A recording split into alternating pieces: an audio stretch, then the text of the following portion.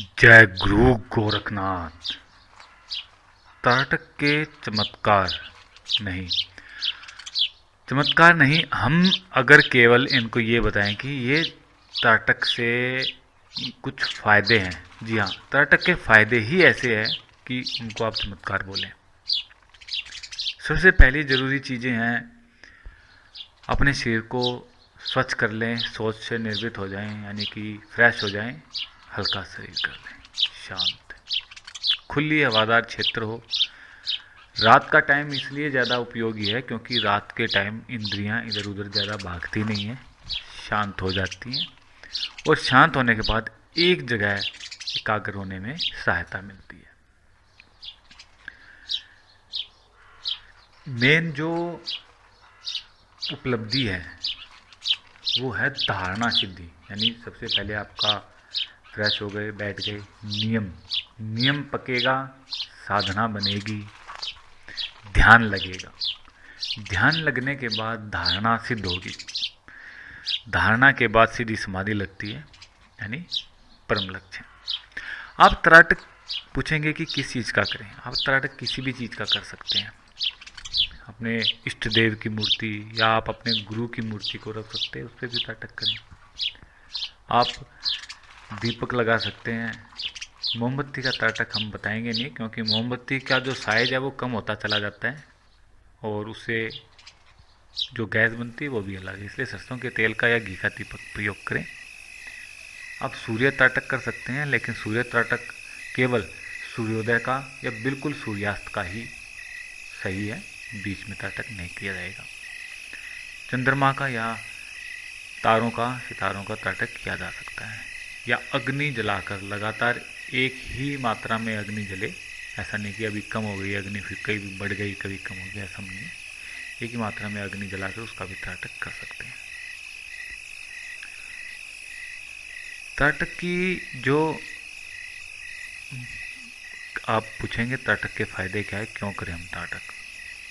जब त्राटक सिद्ध होता है तो उसकी सिंपल सी पहचान होती है। ऐसा नहीं है कि आप कोई बड़ा चमत्कार करके दिखाएंगे तो ही त्राटक सिद्धि होती है।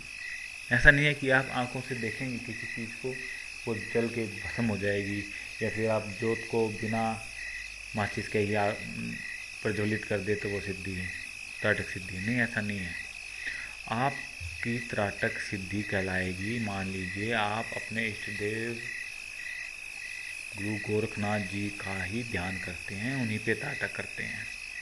जब आपको खुली आंखों से, यानी आंखें खोल के त्राटक तो कर रहे हैं, जब आपको उन्हीं आंखों से दूसरी किसी वस्तु में, दीवार में, पौधों में, वृक्षों में अपने उस इष्ट का ही दर्शन होने लगे, और आंख बंद करते ही अंधेरे में भी जो अंधेरा छा जाता है आंखों के आगे, उसकी जगह आपको अपने इष्ट प्रकाश के साथ इष्ट का दर्शन होने लगे, या फिर ज्योति का करते हैं तो ज्योति दर्शन होने लगे, तो वो होती है त्राटक की पूर्णता, त्राटक की सिद्धि।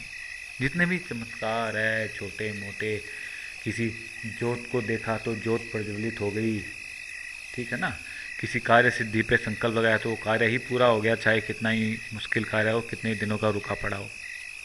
ये छोटे मोटे काम हैं, और ये छोटे मोटे काम तो पूरे ऐसे ही होते रहेंगे साथ साथ। तो इन पे ध्यान ना देकर केवल इसी चीज़ पे ध्यान देना है कि आप कितने आगे बढ़े हैं अपने साधना में। इससे स्थिरता आती है, एकाग्रता बढ़ती है, स्मरण शक्ति बढ़ती है, आंखों की शक्ति बढ़ती है, प्रभावशाली बनती है दृष्टि, और तो और आपकी वाणी में भी प्रभाव आ जाता है।